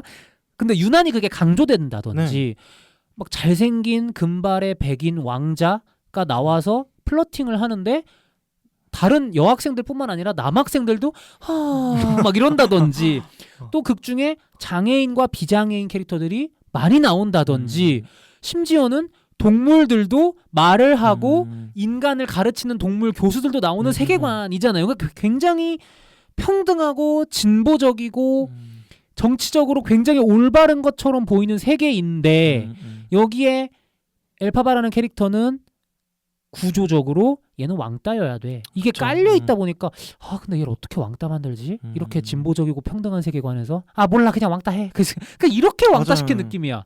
자가당착에 빠져 있네 영화가. 약간 그런 부분도 없지 않아 있는 것 같아요, 진짜. 속돌림 말씀을 들으니까 좀 영화가 은근히 정리되기 시작했어요. 좀 안 좋은 쪽으로. 약간 제 의도와는 너무 달라지는. 저는 약간 영업을 해야겠다. 약간 두 번이나 봤으니까. 상현님의 마음을 좀 돌릴. 근데 오히려 내가 영업 당하는 것 같은데. 내가 생각해보니까 단점이 더 많잖아. 좋아. 네, 그러면 네. 제가 쐐기골 한번 넣어도 됩니까? 네. 자, 제가 공격 들어갈게요. 네. 아까 그 일부에서 이제 할리우드 영화에서 혈통주의 좀 그만 봤으면 좋겠다. 이거 이제 뻔한데 라고 말씀드렸잖아요. 그런 비슷한 부분이 이 영화에도 있다고 생각하는데 혈통주의는 아니고 그저 서구 문화권에서 너무 많이 콘텐츠적으로 활용한 주제, 의식이 뭐냐면 전체주의에 대한 어떤 두려움, 경계, 파시즘에 대한 경고, 뭐 성차별, 인종차별, 뭐 성적 지향성 차별, 종교 차별 이런 것들이 이번 영화에서도 드러나잖아요. 심지어는 동물 권리까지. 근데 이런 것들이 악당에게 다 몰려 있단 말이죠. 그리고 영화를 보신 분들은 아시겠지만 굉장히 좋은 사람일 것 같았던 제프 골드브럼 얼굴을 한 마법사가 결국은 이 세계의 파시스트였다. 악당이었다. 그러니까 이렇게 드러나잖아요. 저는 이 반전이 반전처럼 안 느껴졌어요. 왜냐면 제가 이 원작을 잘 모름에도 불구하고 처음부터 그냥 뭔가 구릴 것 같은데 그 새끼? 약간 이런 느낌이 들었거든요. 근데 결과론적으로는 이 악당 캐릭터의 정체, 음모, 그리고 그가 꿈꾸는 것 또는 그 부하들의 어떤 디자인, 유니폼 디자인 이런 것들이 지난 한 50년간 저희가 할리우드 영화들을 통해서 계속 끊임없이 봐온 것들이랑 굉장히 유사했던 것 같아요. 왜냐면은 스타워즈의 제국이라든지 해리포터의 볼드모트와 죽음을 먹는 자들이라든지 헝거게임 시리즈의 캐피톨이라든지 항상 파시즘에 대한 이야기를 하고 있었잖아요. 그러니까 그만큼 물론 1, 2차 세계대전이 지난 서구 문명에 굉장히 큰 영향을 줬다는 걸 알겠어요. 그리고 파시즘은 정말 나쁜 거죠. 근데 2024년인데 스타워즈랑 듄이 한 4, 50년 전에 했던 걸 아직도 악당이랍시고 반전이랍시고 가져온다는 게 저는 이거 너무 좀 이제 올드하지 않나 라는 생각이 들었거든요. 일단은 이게 어린이들도 보는 영화라는 점에서 좀 위험한 도전일 수도 있겠다. 좀 많은 것들을 모험해야 될 수도 있겠다. 이제 상현님이 말씀하신 부분대로 안 하려면 그런 점에 있어서 충분히 약간 수긍은 가는 그 시도인 것 같긴 해요. 네. 어쩔 수 없는 그리고 원작이 그러니까. 예. 그리고 또 제가 생각했을 때는 물론 이렇게 크게 봤을 때는 그런 부분들이 되게 뻔하게 느껴질 수도 있는데 제가 이제 이건 뭐 스포일 수도 있지만 저희 스포 방송입니다. 네, 얘기하세요. 파트 2에 대해서 네. 그건 좀 조심해 주세요. 네. 저도 모르기 때문에 파트 2를 네. 결국에 우리가 어떤 알지만 선택해야 되는 게 있다라는 거를 그러니까 이건 파트 2에 대해서 얘기를 해야 되니까 좀 조심스러운 부분이 있는데 그 초반에 이제 글린다가 이제 초록마녀는 죽었다라고 이제 하면서 막 노래를 부르잖아요. 근데 그때 사람들이 막 이제 애도는 없다 할 때 표정이 되게 복잡하고 미묘하단 말이에요. 저는 캐치 못했어요. 아 그래요? 그게 마냥 웃을 수가 없는 그런 표정인데 공공의 적이 사라졌기 때문인가? 그게 누군가는 선이 되고 누군가는 악으로 존재해야 된다라는 거를 뭔가 이 사회가 돌아가려면 이 사회 시스템이 돌아가려면 이 사람이 진짜 착한 사람인지 진짜 나쁜 사람인지가 중요한 게 아니고 결국에는 그거를 어떤 선택을 해야 된다. 그래서 그러니까 이거 다 알고 있는 거죠, 사실은. 근데 사람들 앞에서 정의가 이겼다라고 말할 수밖에 없고 그런 것들이 되게 좀 저도 한번 생각해보게 되는 부분인 것 같아요. 아, 어떤 단순 파시즘 선과 악이라는 이분법적 세계관 안에서 네. 파시즘을 이야기할 때 필요한 부분들이 그렇게 도출될 수가 있잖아요. 예를 들어서 뭐 사실 히틀러와 나치도 이제 뭐 순수한 아리아인 혈통이라고 해서 독일 자국민들을 굉장히 위대한 민족이라고 포장하면서 이제 외세를 우리가 공격해야 된다. 약간 이렇게 공공의 적을 만들어서 이제 국내의 평화와 안정을 도모했듯이 사실 그거는 그 당시에 히틀러뿐만 아니라 계속 역사를 통해서 반복돼 온 거고 대표적으로는 뭐 대부분의 첩보 영화들이 다 그런 부분들을 따르잖아요. 윤종빈 감독님의 공작도 알고 보니 북한과 우리나라의 어떤 그 권력이 내통하고 있었다. 서로 공생관계였다. 적대적인. 그러니까 이런 부분들을 표출하고 있는 그런 게 있으니까 그런 관점에서 보면 충분히 해볼 만한 이야기인 것 같긴 해. 사실 뭐 그것도 아주 신선하진 않죠. 그러니까 아주 신선하진 않은데 하지만 파트 1에 비해서 네. 나은 것 같은데 파트 2에서 정확히 어떤 일들이 벌어지게 될진 모르지만 딱 이렇게 그냥 속돌림이 말씀해 주신 걸 들었을 때는 아 그래도 최소한 파트 1보다는 주제의식적인 측면에서 좀 더 나아갔구나 약간 이런 느낌이 파트 1은 조금 아무래도 이제 성장 그 서사다 보니까 어떤 철학적인 주제를 담기보다는 그냥 나를 믿고 나아가라. 정체성을 받아들여라. 그러니까 be yourself. 네, 그런 좀 어떻게 보면은 티네이저 영화에 나올 것 같은 그런 메시지일 수밖에 없는 것 같고 확장되기 좀 어려울 것 같고 아마 파트 2에서 이제 본격적으로 이 작품이 말하고자 하는 메시지가 좀 드러나지 않을까. 제가 너무 그런 걸 기대했나 봐요. 저는 타락하는 인물들의 이야기를 되게 좋아하거든요. 대표적으로 다스베이더가 그렇듯이.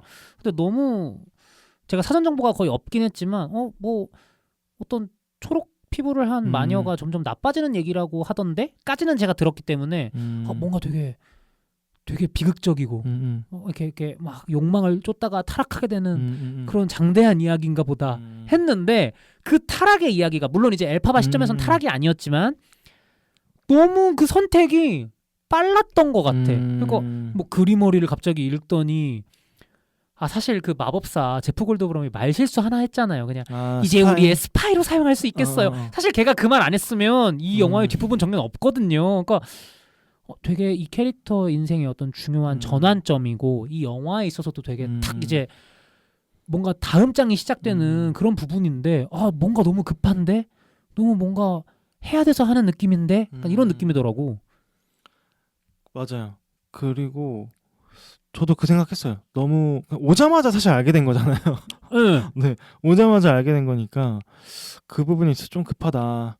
약간 리듬감의 밸런스가 안 맞는다라고 생각하기도 했고 그리고 아까 주제 뭐 얘기 나와서 그런데 파트 2에서 그게 본격적으로 나오기도 하고 그리고 이것도 약간 스포가 될 수 있으니까 좀 스킵해 주시면 좋을 것 같아요. 싫으신 분들은. 파트 2에 대한? 네.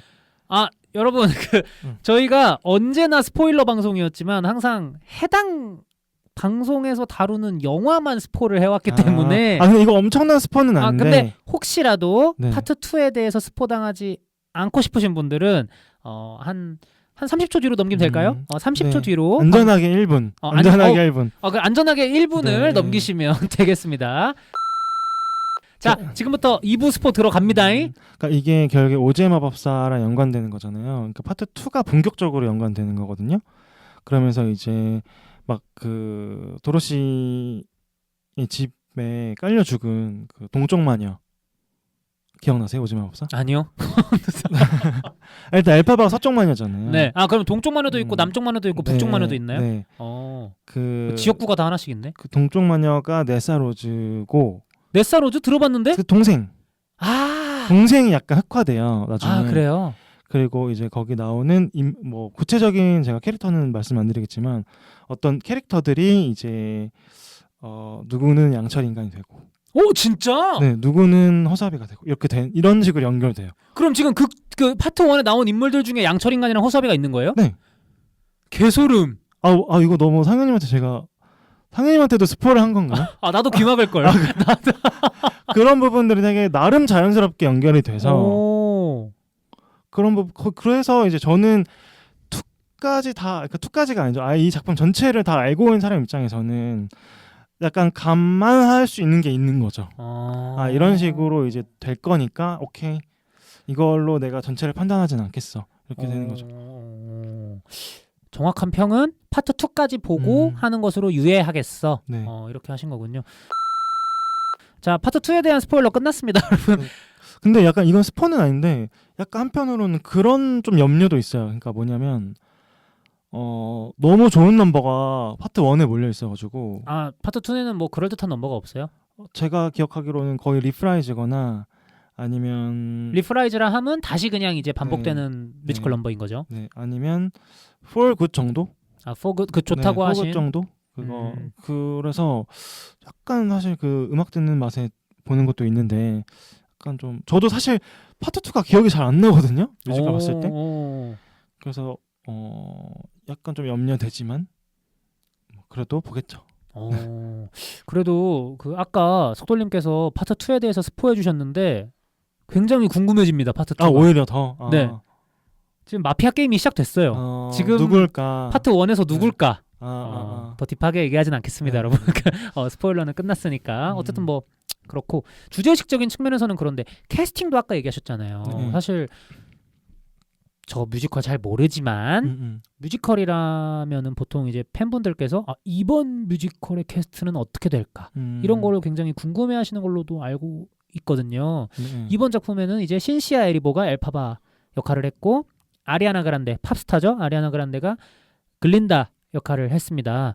전반적으로 이 둘을 포함해서 캐스팅이 어떠셨는지도 궁금해요. 사실 신시아 에리보 같은 경우는 저희가 피노키오 로버트 저메키스가 연출했던 피노키오 실사 영화 저희 방송에서도 다뤘었죠. 거기서 푸른 요정으로 나오셨어가지고 연기력을 떠나서 굉장히 좀 어울리지 않는다. 약간 이런 느낌으로 저희가 좀 비판을 한 적이 있습니다. 좀 어떠셨는지 이번에는.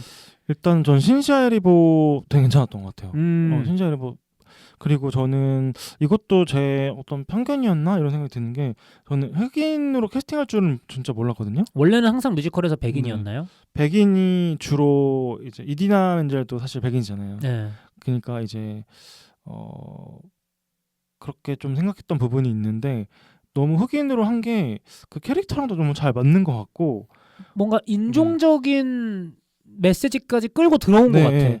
약간 예를 들어서 인어공주가 흑인인 건 좀 억지스럽잖아요, 솔직히. 그렇죠, 그건 억지죠. 근데 이건 억지스럽진 않았어요. 맞아요. 그냥 잘 그럼 뭐 되게 잘 맞는 것 같다. 그러니까 극 중에서 짓는 엘파바의 표정과 흘린 엘파바의 눈물들이 진짜처럼 느껴진 거야. 그러니까 그게 배우가 실제로 뭐 우리 미국 아직 안 살아봤지만 아무리 흑인 인권이 좋아졌다고 해도 어쨌든 계속 지금까지 발생하는 그런 인종적인 갈등과 사건들이 있잖아요. 실존하잖아요, 분명히.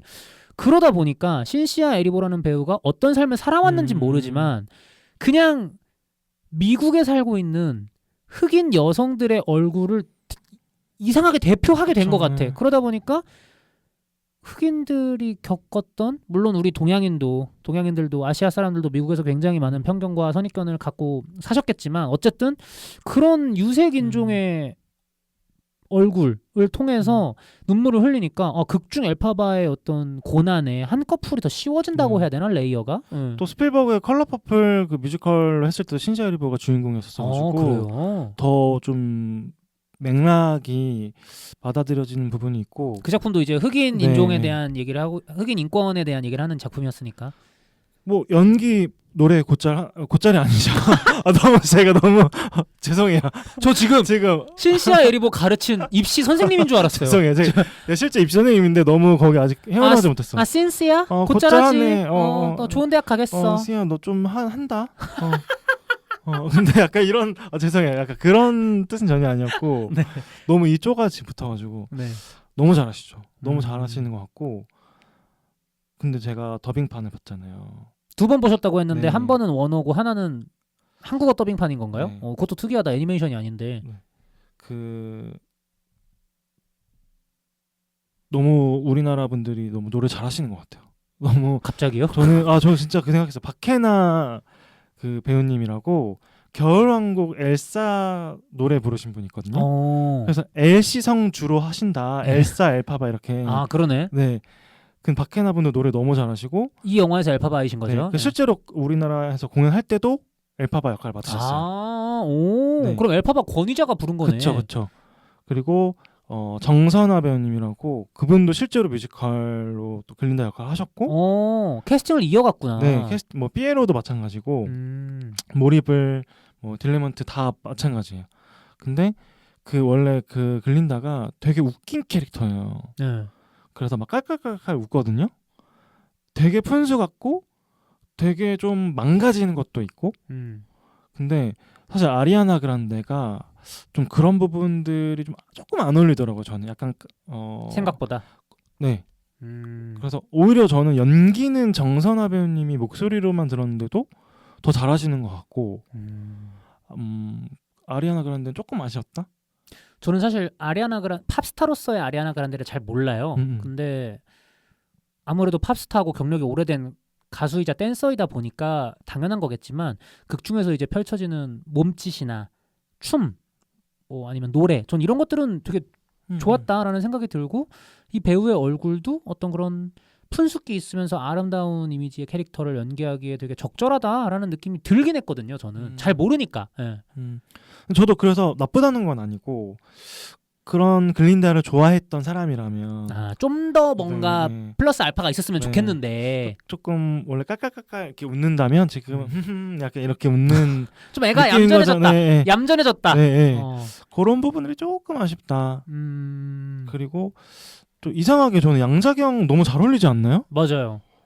저는 되게 잘 어울린다고 생각했어요. 감독과도 이제 크레이지 리치 아시안에서 좋은 호흡을 보여준 적이 있어서 아마 이번에도 함께하지 않았을까 싶은데 확실히 그 카리스마가 그쵸. 있으시고 그리고 제프 골드브럼은 저는 너무... 그 배우분은 주라기 공원이든 뭐 어디서든 항상 자기 자신을 연기하시는 분이라고 생각하거든요. 이번에도 나오는데 그냥 너무 웃기고 그답고 그리고 그 사람이 연기해서 그런지 꿍꿍이가 있어 보인다 싶더니 꿍꿍이가 있더라고. 근데 또 제프 골드브럼 같은 경우에는 약간 피도 눈물도 없는 악인 같진 않아요. 아 맞아. 좀 그냥 핫바지 같아. 약간 진짜 그 왜 그런 모습 있잖아요. 그 센티멘탈맨이라고 그 노래 부르는 거 있거든요.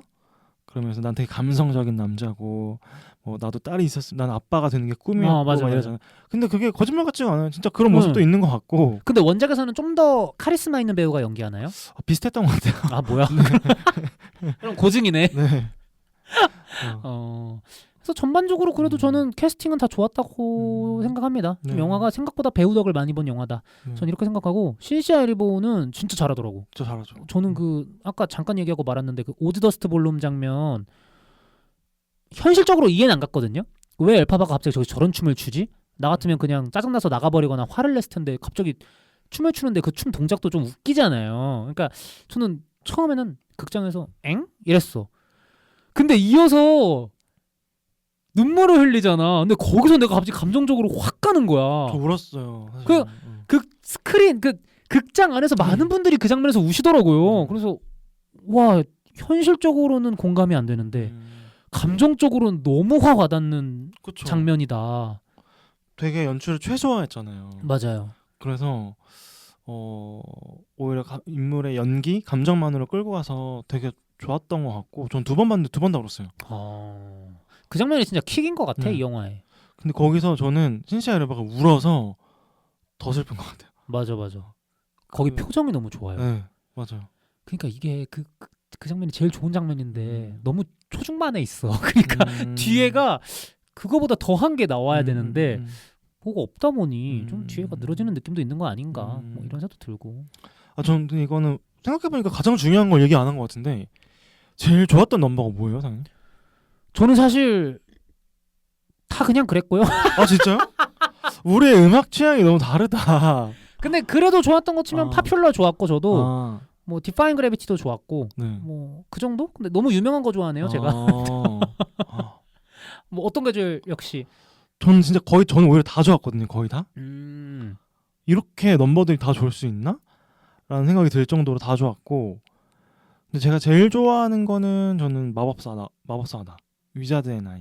그 혼자 부르는 거 엘파바가 네. 초반에 그거 제일 좋아하고 그다음에 파트 1 기준으로 했을 때는 저도 디파인 그래비티? 아 근데 너무 유명한 노래는 오히려 약간 좀 마음이 안 가고 꼽기가 좀 망설여지게 되는 게 있죠. 네. 예. 내가 아니어도 누군가 다 꼽아줄 테니까. 위자드 저는 그 낯선 이 감정. 그러니까 제가 최근에 더빙판으로 봐가지고 낯선 이 감정이 어디 나오는 어, 노래지? 그 What is this feeling이라고 둘이 처음에 룸메이트가 돼서 아 네. 싸우는 장면. 네, 아 그것도 괜찮더라. 맞아 네, 맞아 네. 재밌었어. 그 노래 되게 좋아요. 아니 그러니까 여러분 제가 이렇게 얘기했다고 해서 노래가 별로라는 게 아니에요. 그냥 취향, 음악적 취향이 제가 조금 달랐을 뿐이지 음악은 굉장히 좋습니다. 원작 보셨던 분들은 더 좋아하실 것 같고요. 어쨌든 오늘 저희가 이렇게 위키드 이야기를 해봤는데 마지막으로 또 등급평가와 한 줄 평가 해봐야 되지 않겠습니까? 그래도 영화를 좋게 보신 또 속돌림이시니까 이번에는 제가 조금 불호에 가까운 평을 하고 그 다음 호에 가까운 평을 이제 속돌림이 하심으로써 오늘 피날레를 하시는 게 어떤가 라는 생각이 듭니다. 해서 위키드에 대한 평가 제가 먼저 해볼 텐데요. 한 줄 평가 부터 먼저 하자면요. 저는 이렇게 하도록 하겠습니다. 엄청나게 시끄럽고 믿을 수 없게 과시적인 이렇게 드리고요. 등급평가는 B-에 가까운 B0를 드리겠습니다. B-? 아니야 B0 드릴게요. 예. 속돌림. 저는 A0 오 드리고요. 되게 높은. 네. 근데 오늘 A0 주신 거에 비해서 생각보다 막 좋은 평을 많이 안 하신 것 좀 같은데. 말린 것 같아요 제가. 네, 약간 좀 객관적으로 바라보게 된 것도 있고. 근데 저는 한 번 더 볼 겁니다. 3번? 네, 돌비로 볼 거고요. 저도 돌비로 봤어요. 네. 좋더라고요. 네. 박수치기 바로 그 직전에 떠났다. 아슬아슬하게. 이게 한 줄 평. 네. 네. 그러니까 박수 칠 때 떠나야 되는 거잖아요. 근데 네. 박수치기 직전에 그 직전에 아슬아슬하게 빠르게 떠났어요. 그래서 이제 욕 먹지는 않았지만 욕 먹을 뻔했다. 아슬아슬했다. 불안불안했다. 네. 이렇게 좀 정리를 할 수 있을 것 같습니다. 파트 2가 내년 이맘때쯤 나오더라고요. 인터미션이 1년. 네. 말이 됩니까? 이게 근데 뭐 생각해보면 반지의 제왕도 그랬죠. 그럼 저는 오히려 그냥 이제 다 끝났으니까 방송이 그냥 좋았던 점 그래도 하나 얘기하자면 이렇게 구질구질하세요. 그냥 이거를 아름답게 끝내고 싶어요. 이 방송을. 저는 그래도 파퓰러 연출을 제일 잘한 것 같아요. 왜냐면 디파인 그래비티가 생각보다 나는 기대를 많이 했는데 좋다고 해서 늘어지더라고 연출이. 차라리 파퓰러? 좀 좋았던 거는 계속 얘기했었어서. 본인은 다 좋았다? 네, 거의 다 좋았다. 알겠습니다. 뭐 거기서 거기인 것 같네요. 영화에 대한 제 평가가 크게 상향되지는 않을 것 같은 마지막 질문이었습니다. 어쨌든 오늘 위키드 매니아 우리 석돌림 모시고 위키드 얘기를 해봤는데요. 내년 이맘때쯤에 파트 2가 개봉이 되면 저희가 아마 또 별일 없는 이상 다뤄야 또 인지상정 아닐까라는 생각이 드는데 그때 또 나와주시면 굉장히 좋을 것 같다. 네, 좋습니다. 또 그리고 또 영화 좋게 보시는 분들 되게 많을 것 같아요. 뭐 그만큼 아쉬운 분들도 많을 것 같고. 네네네. 네, 근데 사실 또 연말에 어울리는 영화가 아닐까 싶어요. 또 크리스마스 때 가족끼리 같이 보기에 너무 좋은 그런 영화라서 또 보시고 또 저희 방송도 많이 들어주시면 좋을 것 같습니다. 네, 또 댓글 관련해서 남겨주시면 이야기 나눠볼 수 있을 테니까요. 많이들 남겨주시면 감사하겠습니다. 오늘 함께 해주신 석돌님께 다시 한번 감사하다라는 말씀 드리고 언제나 그랬듯이 여기까지 끝까지 들어주신 선배님들께 감사하다라는 말씀 또 드리도록 하겠습니다. 저희 영화학개론 조별과제는 다음 주에 더 재미있는 영화 이야기로 찾아오고요. 1년 뒤에 위키드 파트 2로도 찾아오도록 하겠습니다. 들어주셔서 감사합니다. 감사합니다.